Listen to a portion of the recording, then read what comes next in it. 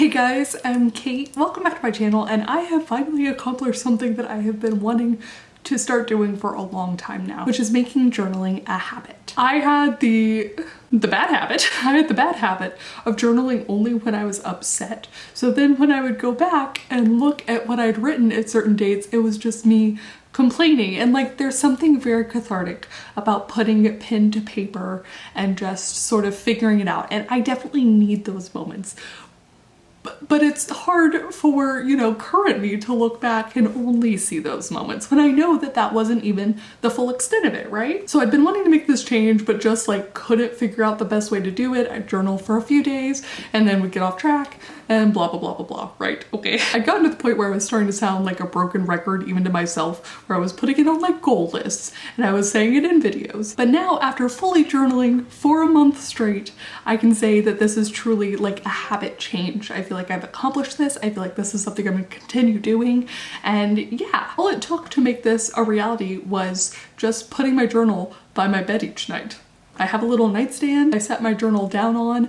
I turn on my cute green little turtle lamp that I got from my grandma's house, and I just use that to write. And it's actually helped me in a lot of ways besides just the journaling, because now I'm not scrolling on my phone for as long as I used to. Some nights I write about my day and then I pass out, and sometimes it's not even just like a rehash of my day. Sometimes it's just the things I'm thinking about, whether that's good or bad, things I need to work through. You know, that's still definitely an element, but not nearly as much. So something to note is I had to order another journal. When did I start this?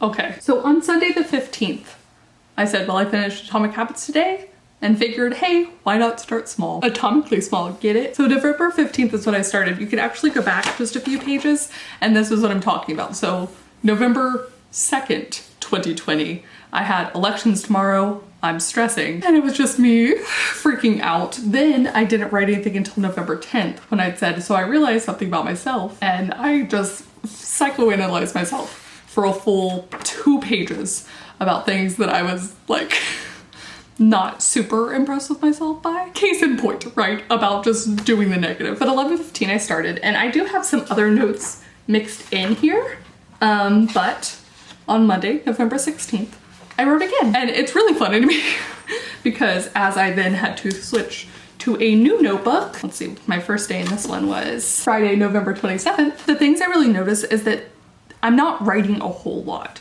right? Like for the most part, it's just about a page long. Sometimes it's shorter. In fact, I think my shortest entries was November question mark. This is really touching. Wednesday, November question mark, I am tipsy. I wrote a whole sentence and then said, I think I'm done, good night. So, you know, and at first, this is the best part.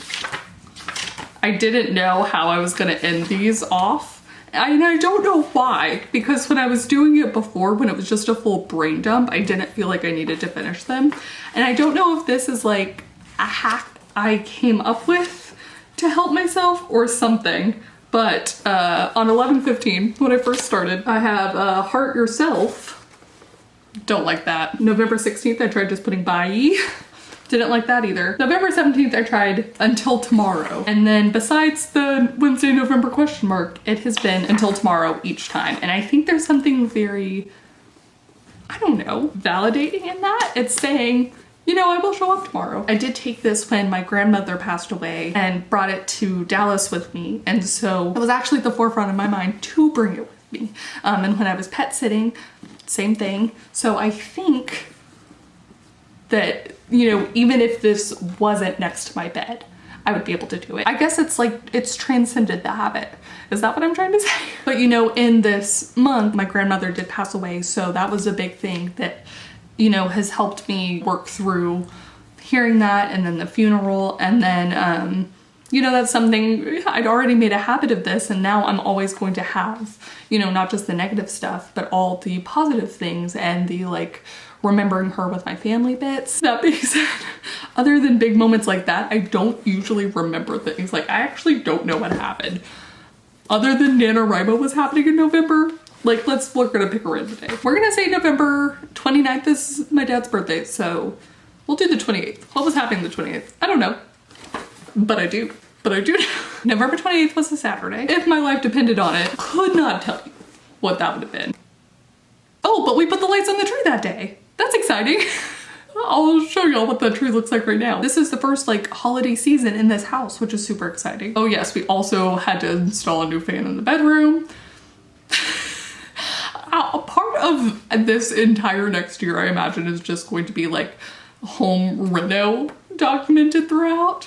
There's something about a Christmas tree with just the light bulbs that I love so much. See, this is the invigorating content that I now put in the journals, even though that statement rings so true for me, of course, because I wrote it. But like, I just love light bulbs on the tree, like nothing else. I don't even need the ornaments. I don't want tinsel. Sometimes I just want a tree with pretty lights on it. I need to find a way to string up some of them in my office for year-round enjoyment. I do need to do that. Maybe I should reference this more often to actually see what I thought of at the time, and then if I actually do the thing. That's a whole other habit we're not gonna get into yet. Oh, I have something sweet about the boyfriend. And we watched the Great British Bake Off final and Die Hard because it is a Christmas movie. It was a good day, I proclaimed. I also actually put some stats on here. So normally I'm not big on including the stats on the actual journal entries, as I tend to put them over on their own entire like brain dump thing otherwise. But I guess for some reason on November 28th, I decided, in fact, I actually wrote, these are the stats I promised you, so who knows, was it November 27th, 26th, 25th, or 24th me? Or way back that asked for those. Anyways, until tomorrow. So I guess the interesting thing to me is that this was a really small change that I made, literally just keeping my notebook by my bedside, but it ended up, as Atomic Habits would tell you, you know, yielding a really big result. Really making a change, I think, for my mental health and just for my actual physical health as I'm sleeping better, and also for my self-confidence and being able to do something I've said I wanted to do. And so I think now my question is, for these other small habits, for these other habits that I've wanted to create, what small things can I do to achieve them? Because the actual journaling doesn't feel like, you know, because it's something I want to do, it doesn't feel like this huge insurmountable thing that I think I've often made it out to be before, as if the habit was going to be so hard to create. And so now it's just finding ways, like I've always wanted to learn Spanish, finding ways to do that as well. What small change can I make that will not make learning Spanish seem insurmountable?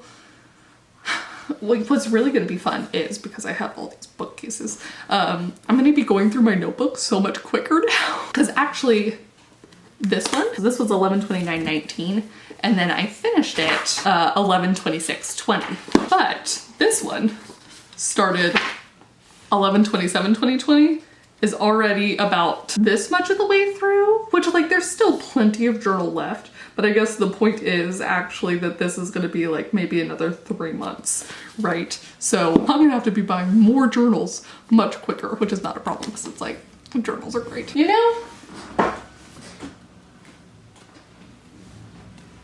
In like, I don't know, however many years time as I keep this up, I'll have to start labeling them or something. And I will have my thoughts and what I did, and I'll be able to reference this back. And I think there's something really cool in that. Actually, I'm going to challenge myself to make like a follow-up video to this or something in a year, once I've been doing this for a year. So yeah.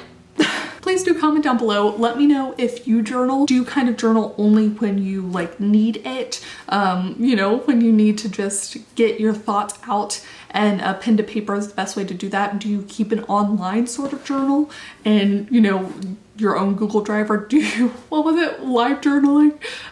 Do you still kind of journal for a anonymous but public audience? I guess that's in some ways what these YouTube videos are. Have you made any kind of habit changes that have really, you know, helped you mentally, physically, spiritually, emotionally? However you want to take it. And how big or small were they? Is there something you wanted to do that you made into a much bigger deal when in fact, you know, later you realize there was a small way to do it. But that is gonna be it for me. Thank you guys so much for watching, and thank you especially to some of my new patrons this month. Rachel Gray, Amber Sight, Loki, Sharing Forge, Brianna, Alex Thorne, Ruth Rouse, Skippy Cleese, Lauren Curtis, Tori Boo, and M. Parker. And I will see you all very soon with a new video.